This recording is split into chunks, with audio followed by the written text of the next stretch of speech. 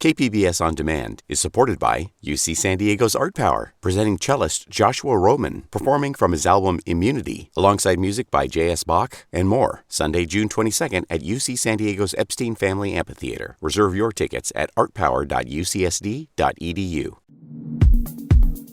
San Diego County is joining a growing list of jurisdictions with expanded outdoor business and religious activities. COVID-19 is far less likely to spread outdoors than indoors, and San Diego's agreeable climate has made moving activities outside an easy alternative. The County Board of Supervisors Wednesday approved a measure to streamline permitting for outdoor gyms and religious services at reservable county parks. Supervisor Diane Jacobs sponsored the action. We're being as innovative as possible and as flexible as possible to help our businesses and our churches, our gyms, and other businesses as much as possible under some very, very understandable, strict circumstances.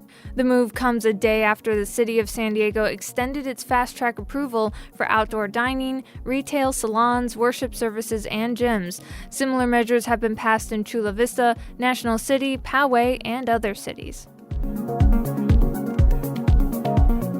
California companies could soon be required to tell their employees if someone in their workplace has been exposed to COVID-19. Assembly Bill 685 would also require employers to report to Cal OSHA if a worker tests positive, if there's an order to quarantine, or if a worker dies from a cause that could be related to COVID-19. San Diego Assemblywoman Lorena Gonzalez says the legislation is crucial to stopping the spread of the virus in the Latinx community. It will prevent our Latino communities from taking that home and exposing their families. We know that's also happening. And so this is essential, we think, to stop the bleeding really in our community. If all goes well, the bill could be on the governor's desk in the next few weeks. State Senator Ben Hueso, a Democrat from Chula Vista, voted against a bill Wednesday that would increase buffer zones between oil or gas pumps and homes or schools. The bill was before the Senate Natural Resources and Water Committee. He called the bill a publicity stunt at a time, quote, when we cannot afford publicity stunts. Assembly Bill 345 was widely panned by the oil industry and labor groups, but it was praised by environmentalists.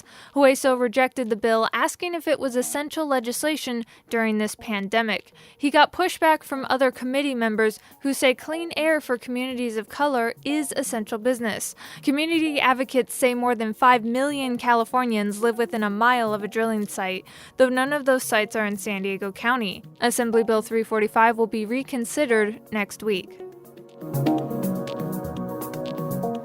Good morning, I'm Annika Colbert, filling in for Kinsey Moreland. It's Thursday, August 6th. You're listening to San Diego News Matters from KPBS News. Stay with me for more of the local news you need to start your day.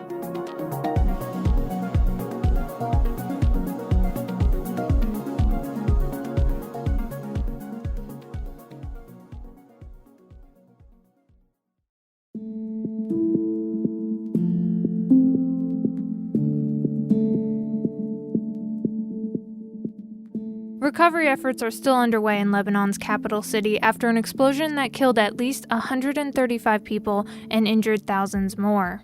Doris Bitar is a North Park resident and has lived in Beirut. She says many in the capital city, including her cousin, can't count on the government right now. They're just going to take matters into their own hands, not in terms of government, but in terms of cleaning the place up and rebuilding. She says seeing the once vibrant capital city of Beirut in shambles is not easy. The main feeling I have is, aside from sadness, is frustration. It feels like Lebanon has hit rock bottom. KPBS reporter Matt Hoffman spoke to another San Diegan who also has roots in Lebanon, Mark Kaban. My family is Lebanese, and we emigrated the country during the Civil War. Mark Kaban spent part of his childhood living in Lebanon and says family members tell him the blast has devastated the capital city. Their windows are blown up. Their businesses are blown up. All the mom and pop businesses around the ports in the surrounding cities 4 kilometers have lost everything. The explosion is thought to have been caused by nearly 3,000 tons of highly explosive ammonium nitrate being stored near the port. Think about San Diego. This would be like our ports. But to imagine that it's the only port in your city that brings in any supplies, medicine, food, vaccinations. For Kaban, the explosion comes at a crucial time. Lebanon is strapped for cash and their currency is plummeting. How do we rebuild the country? There's thousands of people that have lost everything. If you see the images of the streets of Lebanon and Beirut, they're unrecognizable. Matt Hoffman, KPBS News.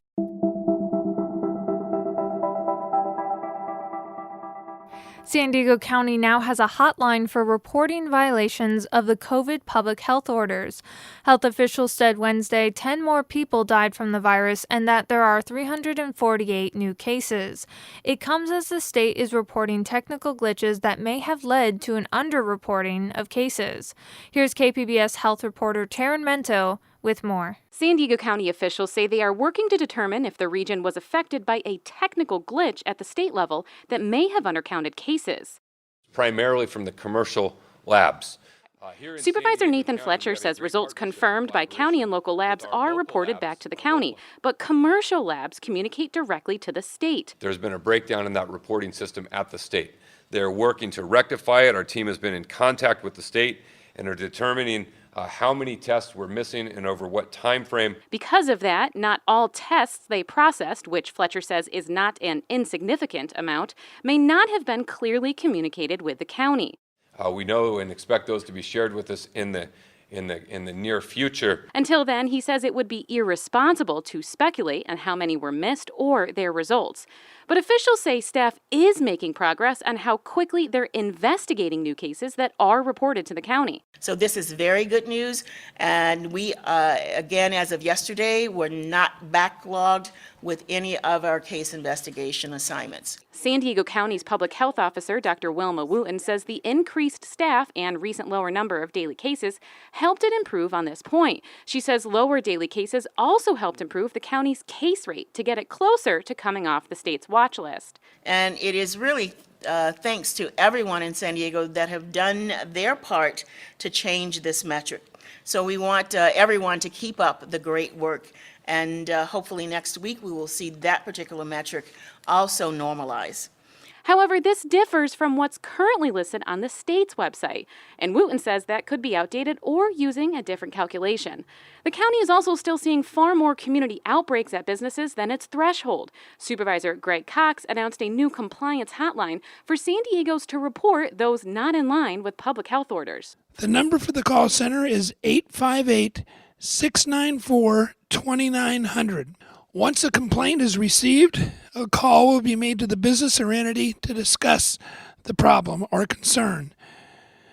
The goal will be to relay the complaint, learn about their operation, and seek to determine if there is a violation. At the same time, organizations are working with county officials to better engage the Hispanic community, which has been hard hit by the virus. Mauricio Torre at South Bay Community Services says the organization is connecting those who test positive with Spanish-speaking peer educators known as promotoras. The continuous contact is done with the goal of keeping the individual well informed on the resources and actions to take to support the recovery process and protect the community's health. Supervisors also voted to provide 200 tests a day at the border for crossing essential workers and U.S. citizens. That's expected to launch in a few weeks. That was KPBS health reporter Taryn Mento. The hotline for reporting violations of public health rules is 858-694-2900.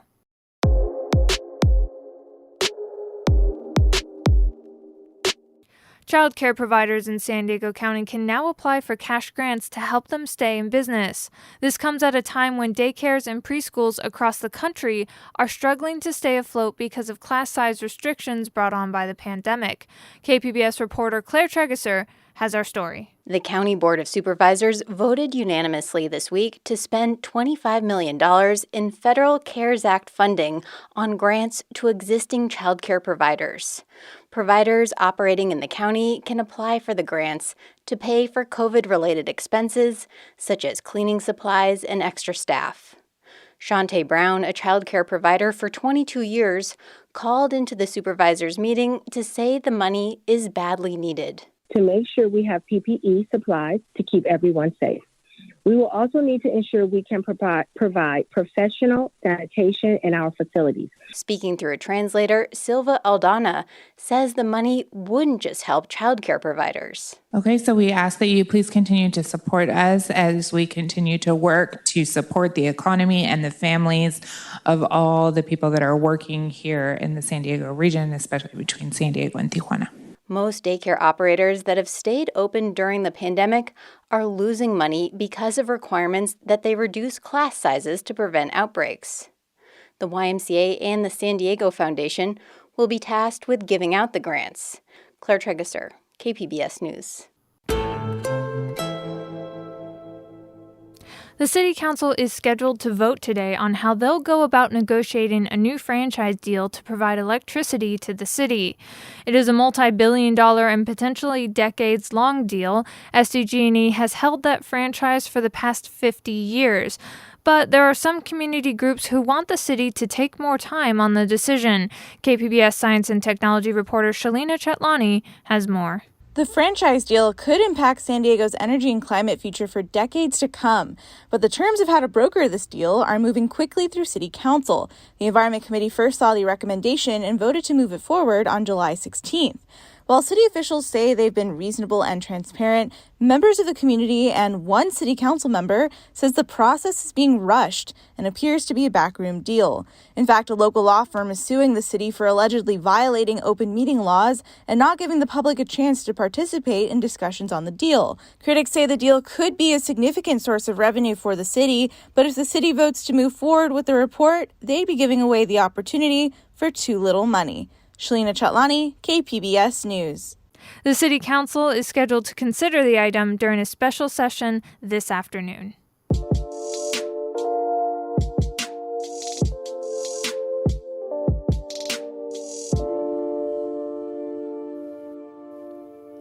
State lawmakers hoping to create more affordable housing tried to make granny flats cheaper and easier to build.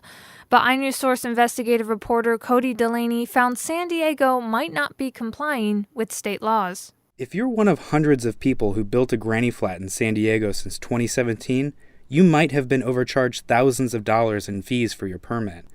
Construction fees on new granny flats under 750 square feet should have been waived at the beginning of the year, and some property owners should have qualified for breaks on water and sewer costs. But an iNews Source analysis found San Diego may still be collecting those fees. City officials have not provided records that show compliance and did not answer questions. Based on the city's record keeping, there's no way to know how many people overpaid. For KPBS, I'm iNews Source investigative reporter Cody Delaney. iNews Source is an independently funded nonprofit partner of KPBS.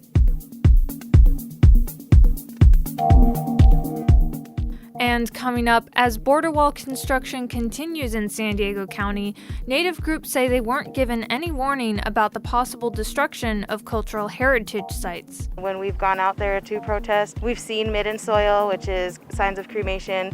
We've seen flakes, tools, grinding stones. We've seen everything out there, and that's in areas that they say that aren't artifacts. How young Native women are leading a protest movement in the mountains, that's next after this break.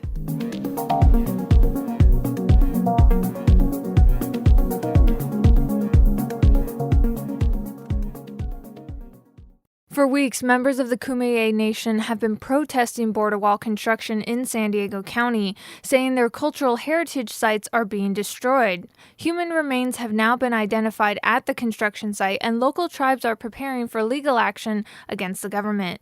KPBS reporter Max Rivlin-Nadler has our story. It stretches for 14 miles along rugged terrain. The quickly rising wall now cuts through areas that the Kumeyaay Nation, a collection of native tribes based on both sides of the U.S.-Mexico border, consider a major thoroughfare for their people. It was used for generations before white settlers arrived. Burial sites, former villages, and other culturally sensitive sites dot the landscape. But members of the Kumeyaay say that Customs and Border Protection, which is helping manage construction on the site, has ignored evidence of the cultural heritage sites they're now building atop of. They're using 10-year-old surveys to try to say that there aren't sites in certain areas, and when we've gone out there to protest, we've seen midden soil, which is signs of cremation.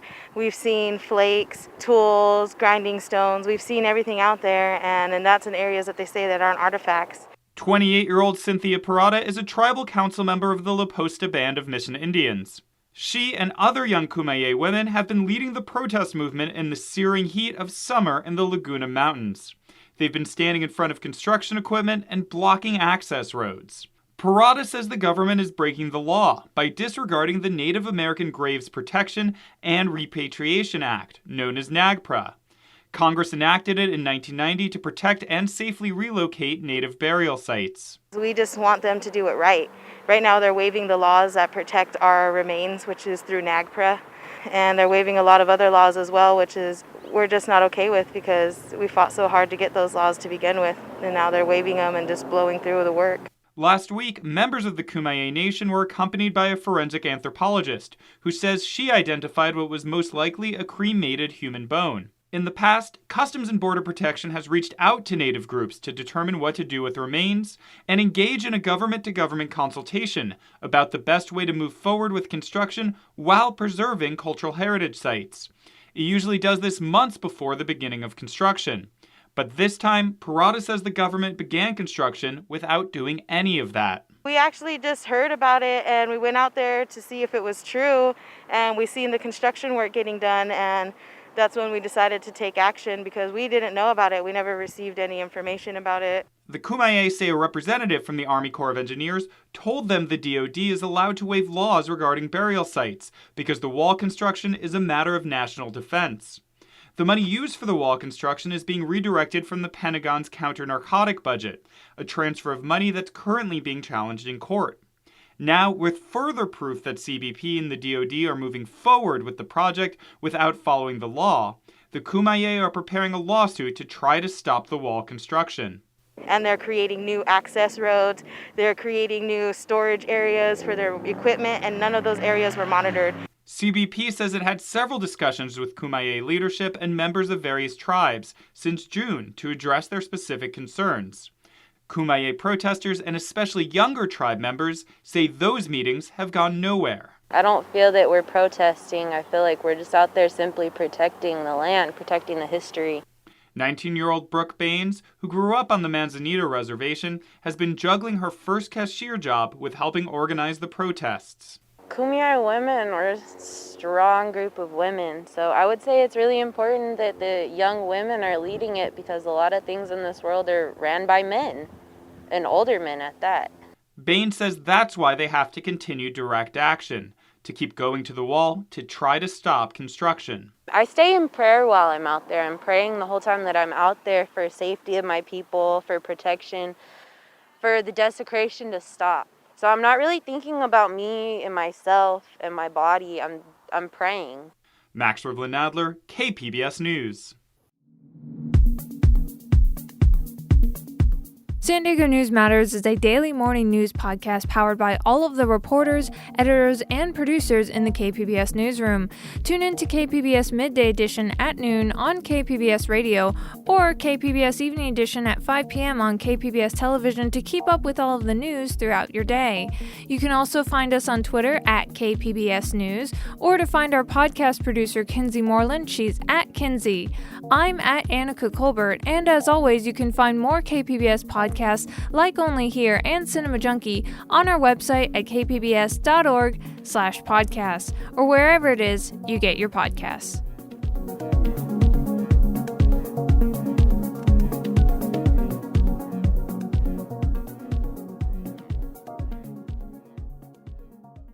KPBS On Demand is supported by Splatero, helping homeowners pay off debt or for home improvements by offering streamlined access to your home's equity with no additional monthly payments or new debt. Splatero provides a lump sum payment in exchange for a share of your home's future value. Learn more at splatero.com.